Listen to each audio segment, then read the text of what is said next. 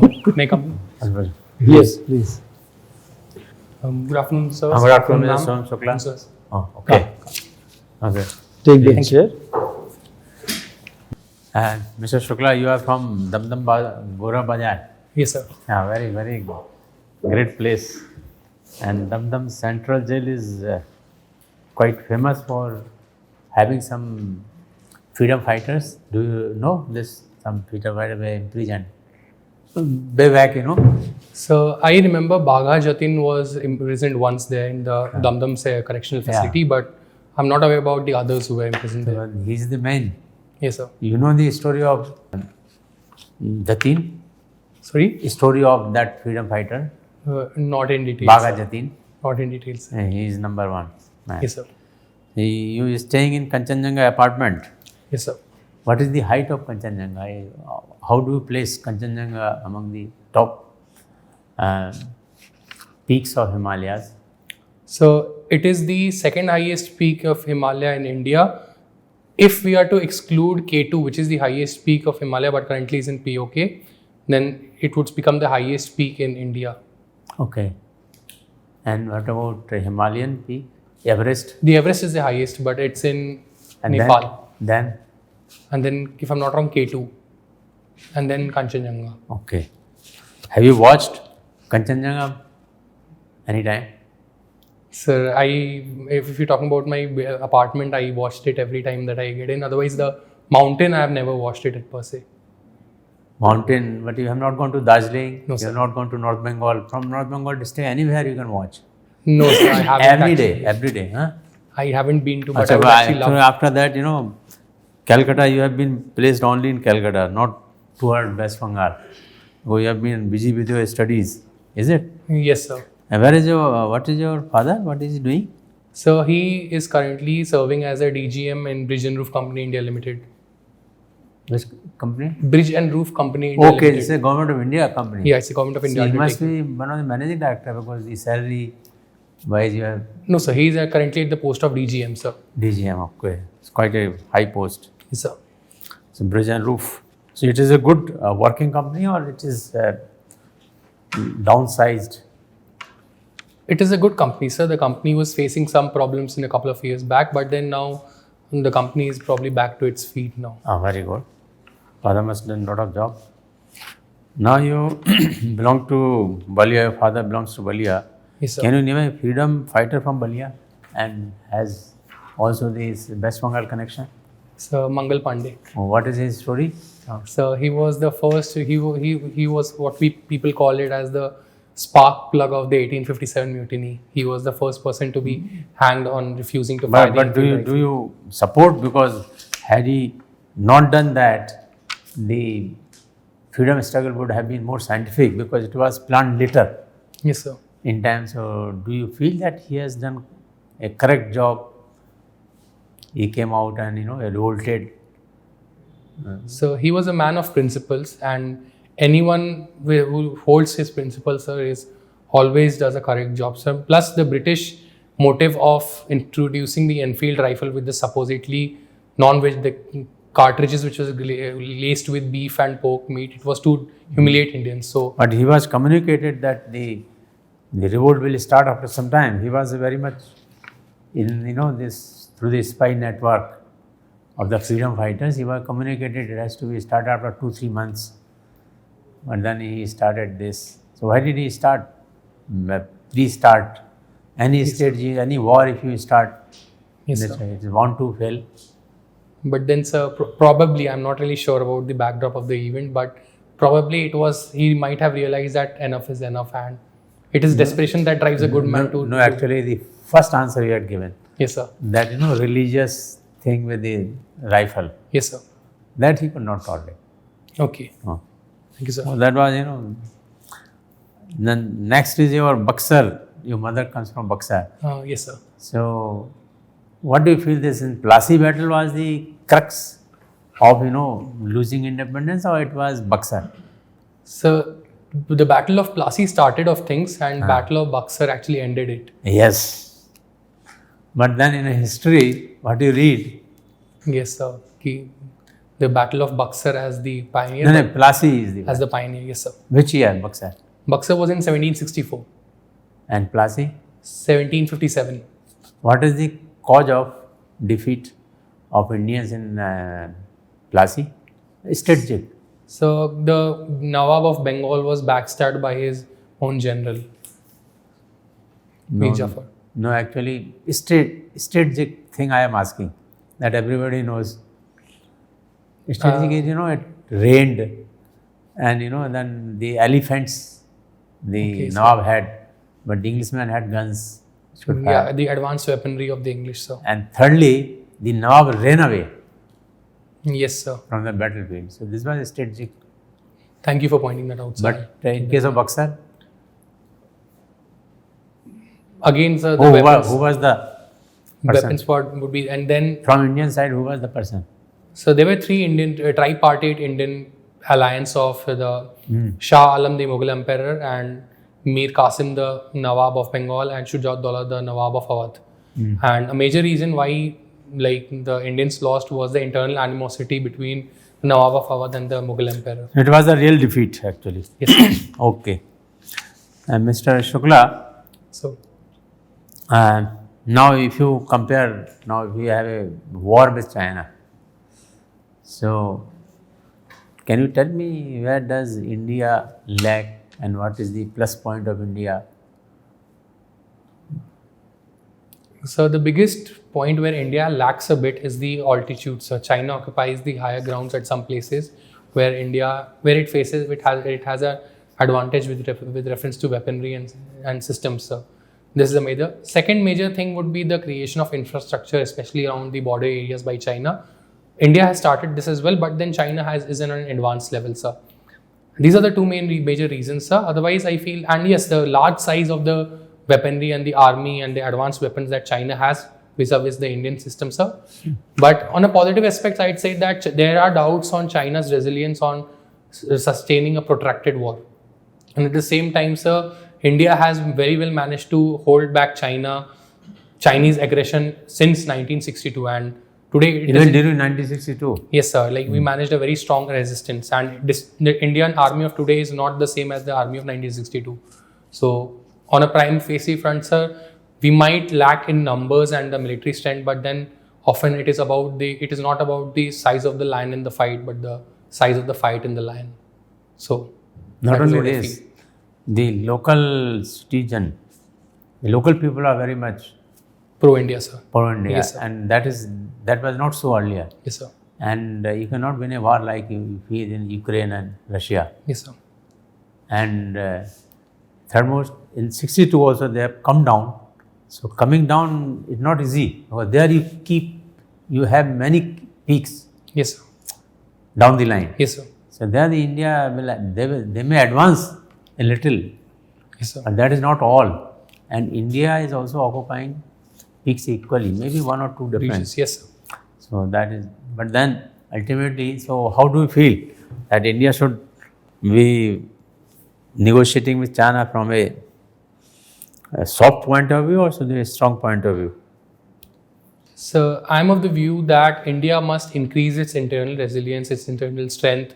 It must scale up to a level similar to China, and then we can negotiate with them as equals. So how can India scale up because you don't have so many resources, so much of funds in revenue? China is having a lot of money. Yes, sir, very true. We cannot compare on a per dollar basis with China, but then the aggregate defense expenditure under the present government has been on an upward scale. And on top of that, there has been focus on creating infrastructure in the border areas and the indigenization of defense production and Make in India scheme, especially with reference to the defense manufacturing. So tell me one Indianization of a defense equipment which has really placed India in the forefront of the world defense equipment. So one very notable that I can recall is the howitzers, which is actually Cryogenic engine. cryogenic engine. Fine, sir. Actually, that was where India, they were blackmailing India. Yes, sir. So all the rockets, all this fired by, and it is the ex-president who was, instrumental. Thank you, sir. I'll keep this. And if I say that India's defense is mostly to be tackled from Calcutta. How is that true? So Calcutta forms a very important point in this defense quadrant, so especially for the fact that West Bengal, with Calcutta as its capital, has the Siliguri corridor, or what we call as a chicken's neck. Plus, being the only metropolitan city near to the No. eastern front. All the northeastern, Oh, yeah. China front Yes, is sir. being controlled from Calcutta. Calcutta, sir. So most of the army commanders are from Calcutta. They are being trained. People don't know in Calcutta because the army, but it is the real headquarters. Yes, sir. Because Pakistan is no issue with us now, whatever, Yes, sir. after Bangladesh. But even then, Bangladesh war was won by Mrs. Gandhi, but then people did not vote her afterwards. What do you feel? What is your reaction? So the Bangladesh war was a turning point. I mean, the popularity of Indira Gandhi rose, but then again, there were a couple of domestic political blunders. Even in West Bengal, she gave the maximum advantage to West Bengal because after winning Bangladesh, Yes, sir. peace in West Bengal. Yes, sir. So West Bengal did not vote her again. What was the reason? So there were a couple of reasons. So one was that the emergency was in place, which actually ruined the credibility of the government's image. And then, sir, by the time the communist government had come to the power, so this was also a reason why the. Okay, very good idea. You can have an opinion, very frank opinion. Mr. Shukla, So I would like to know, because you have very strange subject, and I am happy that BITS Pilani is having subjects which are not there in other institutions. It is an innovation. Like with manufacturing thesis, you are having humanities, PCMB, and what is the SCM? So supply chain management. Okay. So supply chain management is a subject. Yes, sir. So how is the supply chain management? Do you know the formula how it is being controlled? Supply chain management in a big for army, you have to manage as a district magistrate. You have to do election. Election is after all supply chain management. Yes, so how do you do in this using your knowledge in engineering? So How will you plan the transportation and election? So being someone who has not been in the system yet, I can give a very superficial analysis of things. Just give me the principle on which it is So based. Not like you have to have the transport, you have to reach the material to every polling station. Yes, sir. So what I would actually work on is a centralized station, a centralized storage house where the EVMs and the respective material will be kept. And then I would identify certain zones from where the polling, I would identify my constituency or a district into differentiate into a couple of polling zones, and under each zone there will be certain number of polling booths. So I would use this decentralized model wherein there will be one centralized warehouse and then sub warehouses, and from the sub warehouses it will be sent to the. Nidhi, what is the basic idea of supply chain management? So reducing logistics costs and reducing wastage and improving supply chain efficiency. Minimum logistic cost. Yes, sir. That is it. And maximum output. Output, sir. So here you will take those polling stations together which will follow the same route. Yes, sir.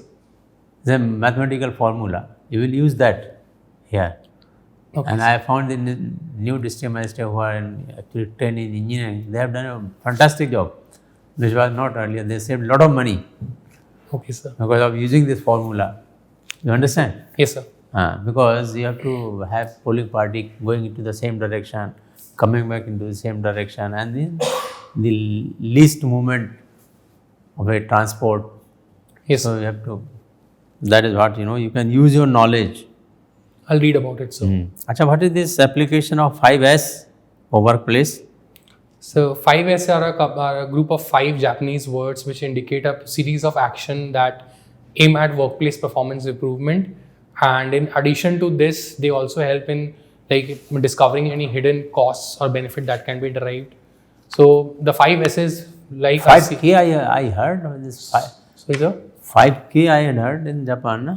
This, 5S. What else? Its 5 S's are as follows: Siri, Seiton, Seiso, Seketsu, and Achha, Shitsuke. Japanese language. It's realigning, sorting, setting in order, cleaning, and standardizing and sustaining this behavior. So it involves the people at a workplace in managing and improving the productivity and performance in a workplace, sir.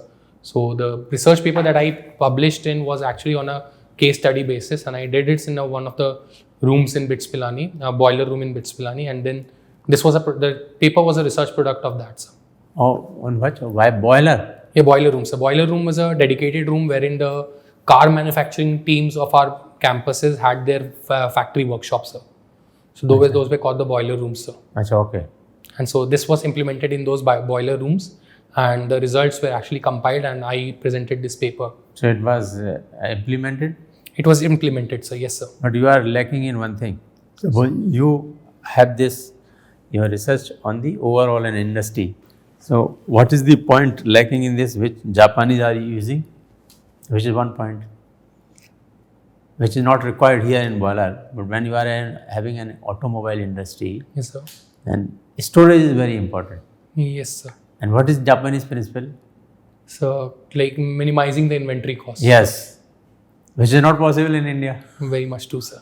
So they have zero inventory, but India, no manager can afford that, mentally. Yes, sir. Because the demand uncertainty in India is very high, and Not very high, it's mental yes, sir. blockage. True, So sir. that causes, there's a lot of, and that is what, Japanese are harping upon. Okay, sir. No country could do it. Thank you. Thank you, sir. Okay, Shubham, So we are talking of Technique. solid waste. You have heard of ash bricks. yes, sir. Very recently, we've come across the term called ash bricks. So, what is the impact they have on structural strength of a building? So if I remember reading correctly, the tensile strength of these bricks, like the tensile strength of these bricks have actually increased. So they are able to withstand shear a lot better. And hence the fly ash has been actually mixed in. Okay. Have you also heard of space bricks? No, sir, I haven't. Okay, no problem. Also, Calcutta, the city that you come from, Yes, sir. was British capital for 100 years, 90 years. Yes, sir. And Delhi was only much later. Yes, sir. But all iconic leaders that came from Bengal, they talked of either cosmopolitan nationalism, Rabindranath Tagore, for example, Yes, sir. or national, all India national, Netaji Subhash Bose. Yes, sir. Bengal has very strong linguistic identity, right? Yes, sir. And if Shonar Bangla was to come true, including Bay of Bengal, Andaman, Nicobar's, it will be within the top 10 countries in the world based on population. Yes, sir. Why has nationalism not been the trait? Only liberation of East Bengal happened in very different circumstances. Why was there a lack of sense of nationalism among Bengalis? So I do not. Bengali nationalism, not Indian nationalism. So I do not agree to the fact that Bengalis at any point of time lacked nationalism or the Bengali nationalism, sir. So there have been certain issues that have plagued the Bengal polity for, especially after independence, sir. And this had actually led to Bengal not actually reaching its potential or punching way below its weight. We are talking of total Bengal, East-West combined. Yes, sir. Bay of Bengal, Andaman Nicobar's. It's a huge community Yes, of sir. Bengali-speaking community, Yes, sir. and language is such a strong identity. British were ruling. You can go back to East India Company, Yes, sir. the Bengal province, all that time. But their imagination of liberation only happened when rest of India stood up, and they joined rest of India to stand up to. Why it is that in those hundreds of years when Bengal province controlled from Calcutta, Fort Williams Yes, sir. was being ruled by a foreigner ethnic community, why that nationalism never erupted? So the process of emergence of nationalism in West Bengal was a slow process, but at the same time, emergence of nationalism, Bengal was one of the first centers where nationalism like grew. Like we had the Zamindar Sabha as early as the early 19th century, sir. So it was a process in itself, sir. Secondly, the province was very huge. Like it was one of the biggest provinces in India. Like we had the Bihar, Odisha, parts of East Bengal, parts of Assam as well in the Bengal province. So there were many like internal disparities and as well as internal development indicators weren't on that part, which prevented the emergence of a common identity. Okay, let me shift, ask a related question. Huge debate these days of whether India's independence was result of a peaceful protest, a non-violent protest led by Mahatma Gandhi, or was that it had only a limited contribution? What's your take on it? There's a whole debate to revisit that proportion, the role that Gandhi had, and role that the other more violent, aggressive leaders of national movement had. Yes, sir. What is your thinking on it?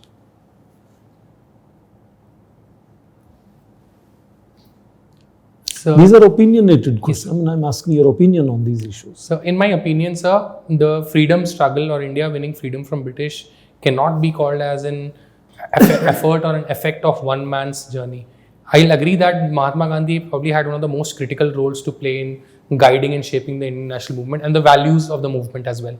But then, sir, we cannot actually ignore the role of the revolutionaries, which did not stick to the path of ahimsa, sir. Even in the 1942 Quit India movement was violent to an extent, and Gandhiji himself has been said that he did not interfere in when the movement became violent. The Royal Navy strikes of 1946, then the strikes in the civil administration, role of revolutionaries, all of these. Okay, let's shift to another. Pal was also Yes, sir, and then early revolutionaries of Bengal. He was part of Mahatma Gandhi. Yes, sir. Okay, move to another subject. We are also talking of supply chains. Yes, sir. What is the supply chain resilience initiative?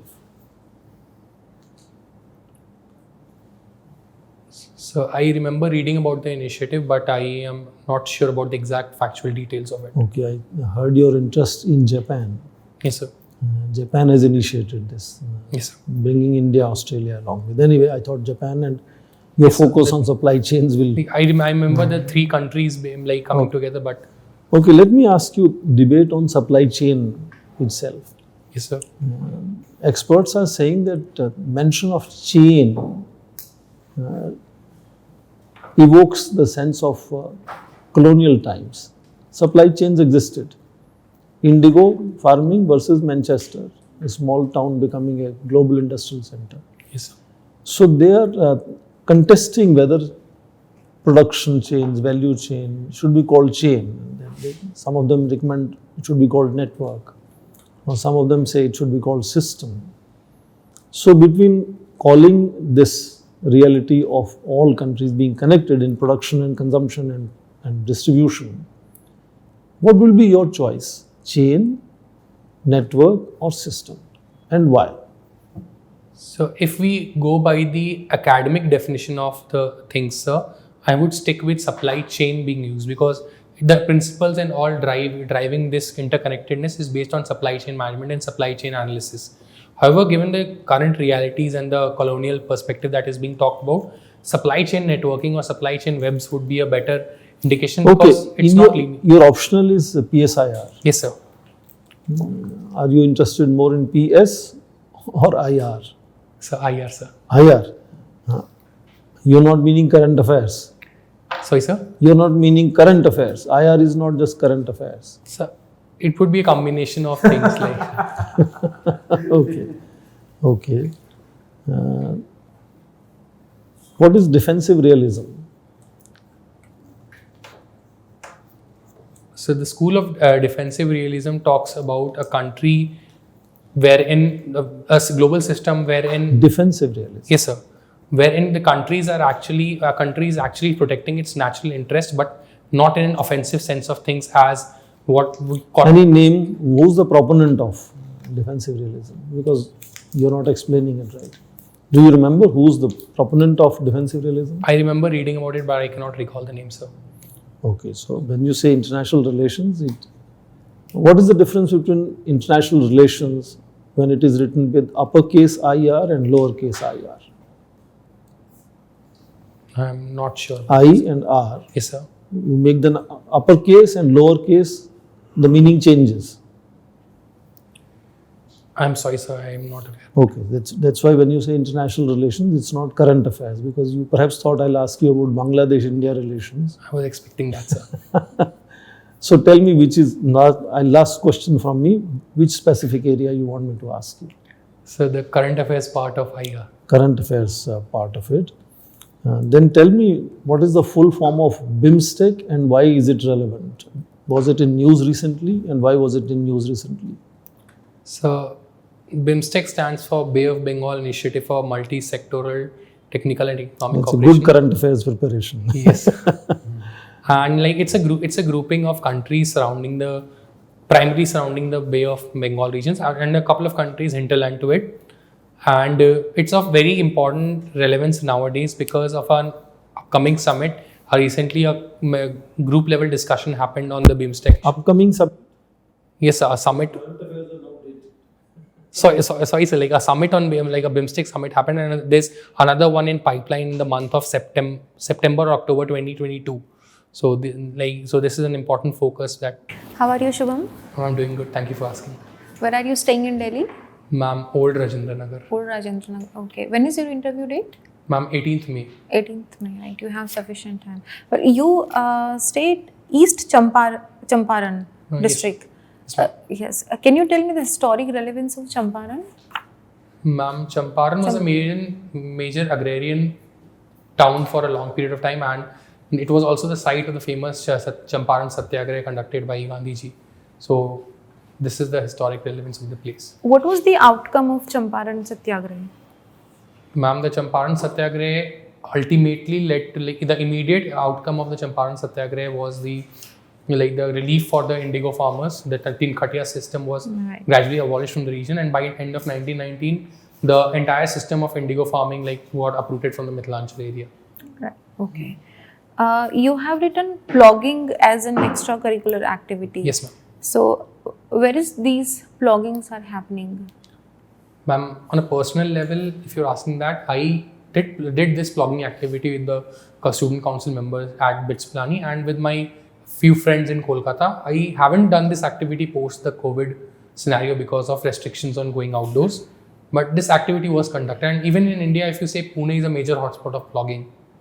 Okay, but we see so much of littering in Delhi also. Yes, Do you think any such initiative has been taken in Delhi also? Ma'am, any initiative which combines physical activity with waste management, ma'am, I'm unaware about it. Okay. You are especially a fan of FC, Barcelona, I see. Yes, ma'am. So why is India not in a good position in football, particularly this sport? Ma'am, there are a couple of reasons why India is not a good football nation as some other nations. The first would be lack of infrastructure, and by infrastructure I would mean 3 Fs: the funds, the functions, and the facilities. And the second reason would be lack of icons or ideals. In cricket, we are talking about Sachin, Sehwag, Dhoni. In football, we probably talk about Messi or Ronaldo. We'll rarely talk about Sunil Chhetri or Baichung Bhutia or Subroto Pal. And the third reason would be lack of sufficient international exposure. By exposure, I'll talk about tournaments, I'll talk about good quality coaches. So these are a couple of reasons. If you can tell me 3 points that how we can improve the position of football as a sport in nation, what 3 initiative can you take? First would be bringing kids to the football field. So conducting football related exercises like football camps in prominent places. Second would be creating good quality infrastructure. I'm talking about turfs, I'm talking about medical facilities, I'm talking about training kits and training ball.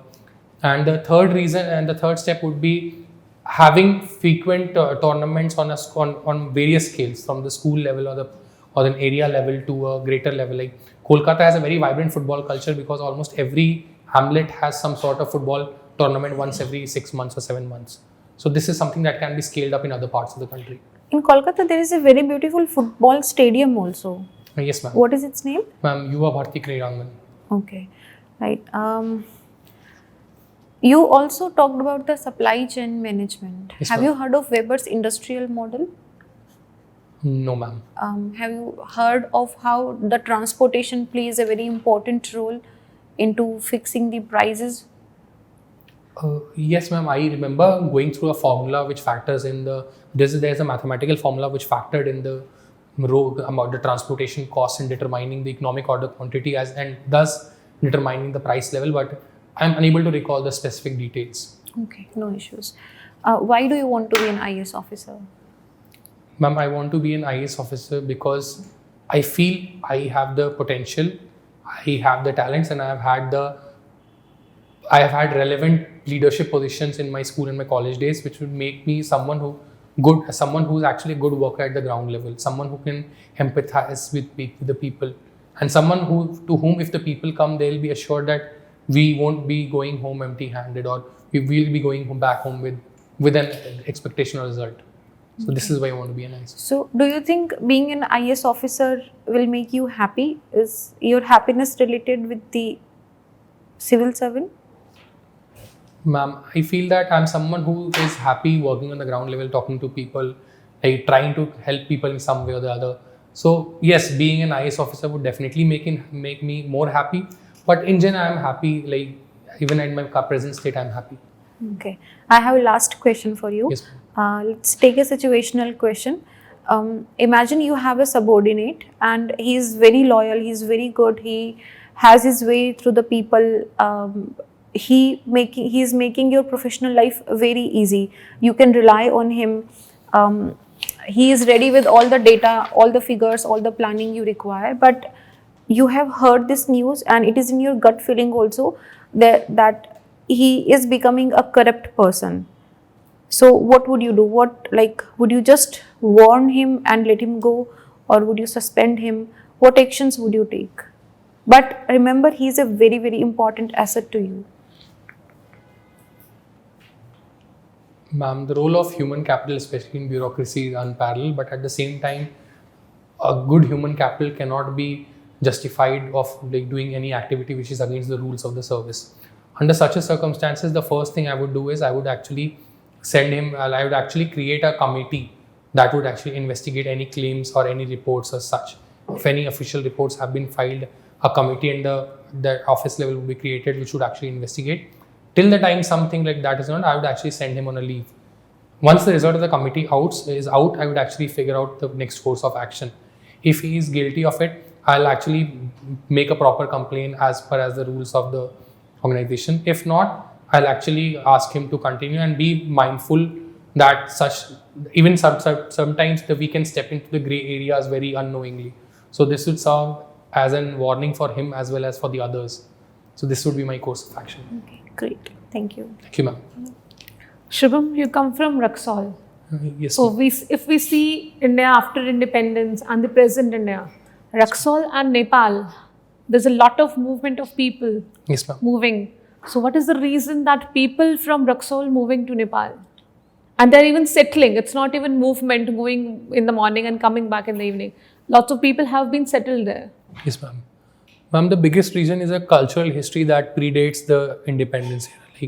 Like India and Nepal have had this what we call a roti beti ka rishta. So, and plus the Terai regions of Nepal have populations from the Mithilanchal province. So the people frequently marry and move to the other side of the border as well. So this is the biggest reason. Other than that, there is business and all, which is on a day-to-day basis. Okay. So now we have our borders open with the Nepal. Yes, ma'am. So if in the coming scenarios or in the coming time, if the borders, there's a strictness over the borders, or we do have a visa structures and all that coming up with the India and the Nepal relations, will the people of Raxol and the Nepal, that strata, would be disturbed here? Ma'am, creating a visa regime or creating any obstructions on the border would definitely impact the people on the both sides of the fence. But at the same time, a proper mechanism will be created by the government, wherein the movement of people, especially having familial ties on both sides of the border, will not be affected in such a major way. So initially for a couple of months or in a year or so, there might be some hassle, but in the long term, it will uniform out. Okay. So have you, do you know about the 6th schedule? Yes, ma'am. I have a faint idea about it. Okay. Recently, they were talking about that Ladakh to be included in the 6th schedule. Yes, ma'am. Have you heard of Yes, that? ma'am, I've heard What about is that talking about? Ma'am, it's like the 6th schedule has certain special provisions for states which have a significant tribal population, and due to which there is a level of cultural difference with the mainland. So there are demand by the Ladakhis that Ladakh be included in the 6th schedule. This is what I know of the event. Okay, no issues. In a parliament, we use the term on the floor of the house. On Yes, the floor of the parliament. Yes, We ma'am. use a particular term on the floor. What is that talking about? Ma'am, if I'm That not paper is laid on the floor of the house, or this person is talking on the floor of the house. Ma'am, I'm unaware about the technical definition of the term, but from a very generalist perspective, I would say on the floor means it is open for the members on the chair to of the parliament to of the house to like see and scrutinize. Okay, no issues. As you're from PSIR, there's a term called track to diplomacy. Yes, ma'am. What is that? Ma'am, track to diplomacy involves the non-governmental channels in dealing with the country. For example, if two countries are engaging in track one diplomacy, it is the governments and the bureau and the external affairs that is dealing with them. But if it's a track to diplomacy, it's on a more interpersonal or an informal level. For example, like negotiators would be an important factor in track to diplomacy. Suppose you are an STM in some district now. As an STM, it is your responsibility to conduct some interviews. Suppose, take an example for ASHA workers, you have to hire someone and you are interviewing someone. Now, a MP from the constituency comes to you and says that you have to hire this lady for the particular post you are interviewing. Now, looking at the criteria and the eligibility, you see that she comes into all of that perspective. She is eligible to become an ASHA worker. So, in that situation, what would you do? If the person is eligible to be an ASHA worker and meets the criteria, I would actually hire her. Like, I do not think there's any reason not to hire her when she meets all the criteria. But then at the same time, I would actually ask the concerned MP to not interfere in the process and let me make my decision based on facts of the case. Okay, thank you. Thank you, ma'am. Good afternoon, Shubham. Good afternoon, sir. You worked as a teacher Yes, sir. at Akash Institute, Yes. chemistry faculty. Yes, sir. Why you chose that particular subject which is full of exceptions? So two reasons, sir. First of all, I was a good student of chemistry in my college days, my school days. And the second reason was in my first couple of attempts at this examination, I had chemistry as my optional. So I thought like if I'm working as well as with chemistry as my optional, it would be like killing two birds with one stone. And unfortunately, the stone Which are fell these two right- words? like managing a job and like clearing UPSC as well. But unfortunately, the stone fell right on my face and I had to quit my jobs. Okay. So that particular stone you have kept aside, thrown away, and decided to choose another stone. Huh? Yes, sir. Like Okay, no problem. If there is a situation in the class, 5-6 students are weak in your class, you need to keep the speed of the syllabus at an optimum level or else the syllabus won't be completed. What is the priority? To focus on those 5-6 kids who are weak in the class if the class is of 50, yes, sir. or you'll focus on the syllabus speed? So, as a teacher, I'll have to focus on both of them. I cannot actually leave behind 5 or 6 students, and at the same time, I cannot actually ruin the speed of the flow of the class because I have to complete classes in a certain number of scheduled days. So, I'll continue with the pace of the class, and I'll try to make the students that whatever pace they are understanding, and if the need be, I'll hold some extra classes as per as No possibility of extra class. Your schedule is too tight. You cannot give them even 20 minutes. Then I'll try to simplify the classes in such a way that the students who are actually not like doing it on a very greater level, they are able to keep up with the pace of the class. So, in your opinion, you are doing well, but after the feedback which came later on, half of the class said that the teacher is too slow and focusing on those 5-6 kids, explaining things in such a slow manner that we are lagging in the syllabus. And management is on you now, telling you, pushing you to leave those 5-6 students and focus on finishing the syllabus. Now what will you do? So I could try it and You did your best, but the feedback is like this. What can you do? So such an event can happen anywhere. So, Then what will be your stand? Under such a situation, I can actually try convincing the management for some sort of extra remedial classes or. Akash Institute is a private institute. Yes, sir. They'll throw you out, keep another teacher. Because You are willing to keep your job at stake. Because if it is the last option to do, probably I might have to increase the speed a little bit. But then at the end of the day, sir, I cannot actually leave behind 5 or 6 students. It actually happened with me. I tried to give them a different set of exam questions to solve, and like I gave, like for the students who are doing actually good, and I gave them a different set. And then at the end, I had a doubt clear. I actually took doubt clearing sessions. So it would be very unfair. Like it would be breach of terms if I would actually leave some students behind. So that would be my focus as well. Okay, good. My next question to you is, you have not opted your home cadre. Yes, sir. Any particular reason? Yes, sir.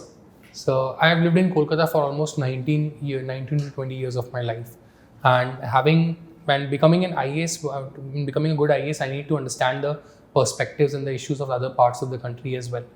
And so you will take another 19 years to understand the parts of the other states so that you can act on them. Don't you think the 19 years of your experience will be so fruitful working in your state? So that this could have been an advantage, but then it would limit the way in which I could grow. Like, I mean, vertically I would have grown a lot, but then horizontally the expanse of the width would have been impacted.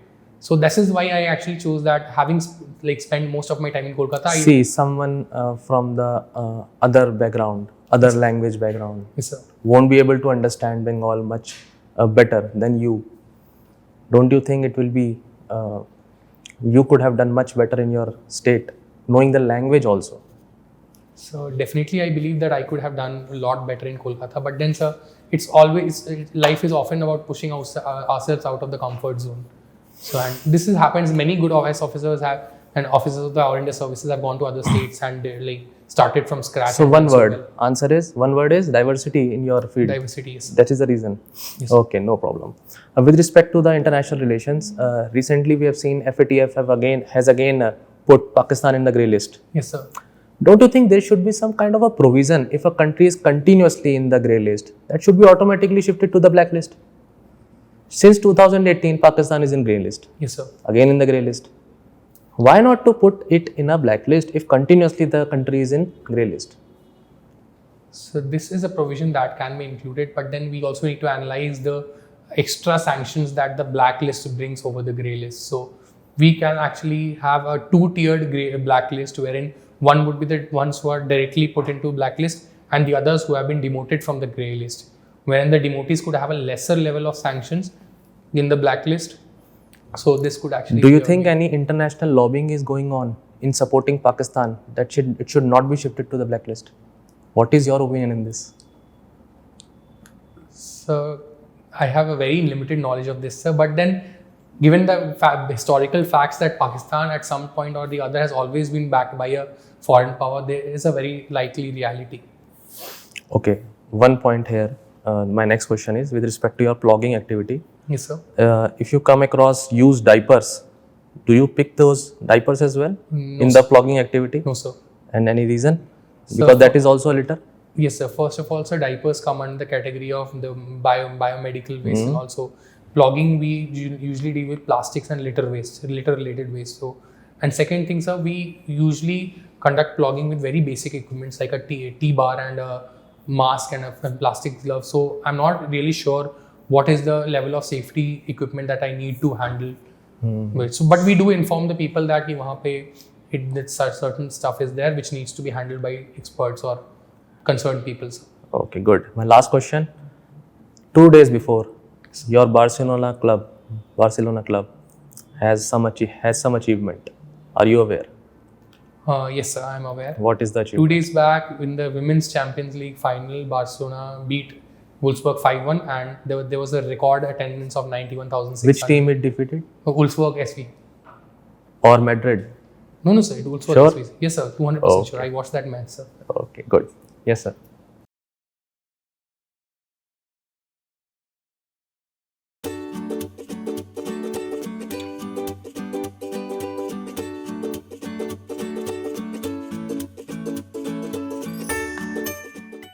Hey, Mr. Shukla, So, we have heard you very nice presentation, very thorough, thank you, sir.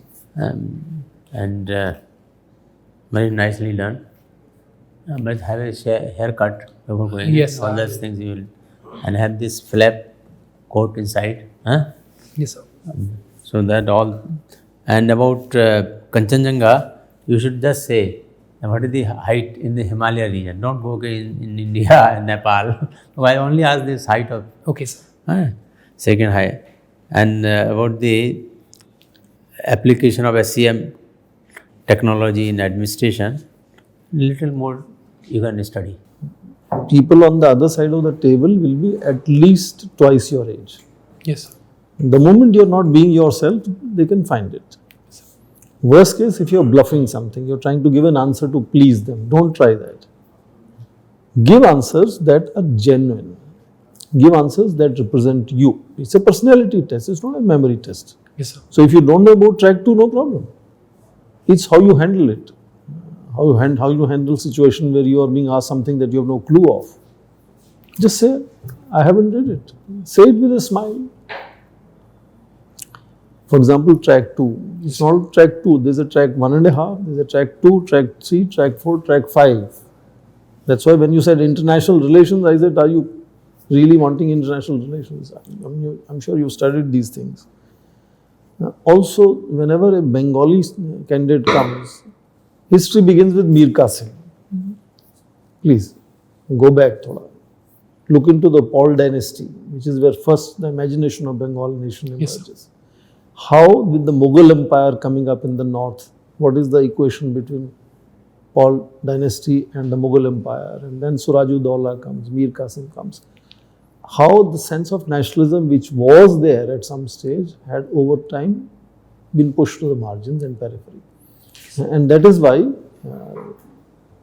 you had Bhakti movement, you had enlightenment movement, you had literacy movement, but not nationalism, not anti-British nationalist movement. Yes, sir. So think of those kind of serious answers. How do you feel, Shubham? I'm feeling good. Good, like you have done a good interview. Actually, you have done a very good interview. There are few points of my observation. There are a lot of historic places: Champaran, Balia, Buxar, Kanchenjunga, and Pilani itself is a very good place.